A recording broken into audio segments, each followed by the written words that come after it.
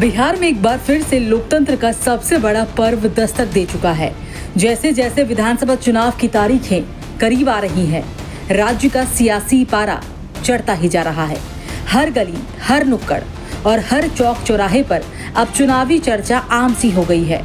नेता मैदान में उतर चुके हैं, भाषणों की बाढ़ आ गई है और हर पार्टी जनता को लुभाने के लिए अपने अपने वादों की झड़ी लगा रही है। बिहार की राजनीति हमेशा से ही देश भर में चर्चाओं का केंद्र रही है। जातीय समीकरण, विकास बनाम सामाजिक न्याय की बहस और सत्ताधारी गठबंधनों की पेचीदगियों ने हर चुनाव को एक नया रंग दिया है। 2025 का बिहार विधानसभा चुनाव भी इससे अलग नहीं है। बिहार विधानसभा चुनाव का माहौल गरमाया हुआ है। सिवान में प्रधानमंत्री नरेंद्र मोदी की एक बड़ी रैली आयोजित की गई। राज्य में वोटिंग का निर्णय अक्सर जाति के आधार पर ही होता है।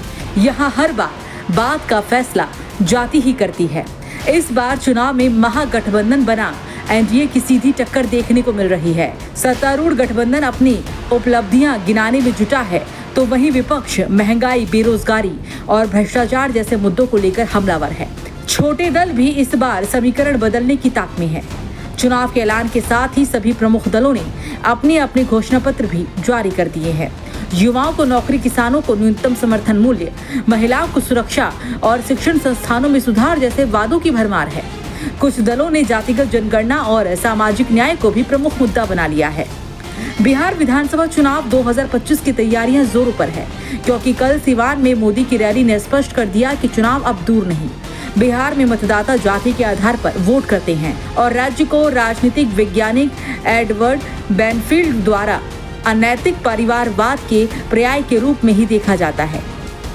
राज्य में सत्ता और विशेषाधिकार के लिए होड़ एक शून्य सम खेल है, जिसमें कुछ लोगों का सशक्तिकरण दूसरों के दुख पर ही निर्भर करता है।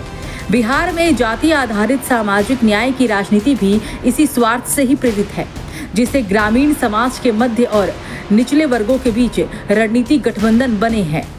हालांकि सामाजिक आर्थिक प्रगति मुख्य रूप से ओबीसी और एससी रैंकों के भीतर विशिष्ट जातियों और परिवारों तक सीमित नहीं है। राज्य से बाहर प्रवास का मतलब है कि अधिकांश परिवारों में एक या फिर अधिक सदस्य हैं जो कहीं और अपनी आजीविका कमा रहे हैं, जिससे रिश्तेदारी के बंधन मजबूत हो रहे हैं और ग्रामीण अर्थव्यवस्था भी बढ़ रही है। अनैतिक परिवारवाद अभी भी जारी है, लेकिन अंतर क्षेत्रीय गतिशीलता से उत्पन्न व्यक्तिगत आकांक्षाओं के साथ 2023 में बिहार की जाति जनगणना बिना किसी विरोध के हुई। नीतीश कुमार इन गठबंधनों के बीच एक अजीब ओवरलैप बने रहे। मुख्यमंत्री पद को बनाए रखने के लिए जरूरत पड़ने पर पक्ष बदलते रहे। पटना उच्च न्यायालय द्वारा जाति आरक्षण पर अदालत के द्वारा अनिवार्य सीमा को बढ़ाने के नीतीश के प्रयास को खारिज करने के तुरंत बाद उन्होंने भाजपा का रुख कर दिया। बिहार विधानसभा चुनाव सिर्फ एक राजनीतिक प्रक्रिया नहीं, बल्कि सामाजिक चेतना और लोकतांत्रिक सहभागिता का उत्सव है। इस बार भी ये चुनाव राज्य के भविष्य की दिशा तय करेगा। एक बार फिर लोकतंत्र की परीक्षा का वक्त है। नेताओं के भाषणों, घोषणा पत्रों और रैलियों के बीच असली ताकत उस वोटर के हाथ में है जो आने वाले समय में दिशा तय करेगा। अब देखना ये होगा कि जनता किसे अपना आशीर्वाद देती है और किसके वादों को नकार देती है।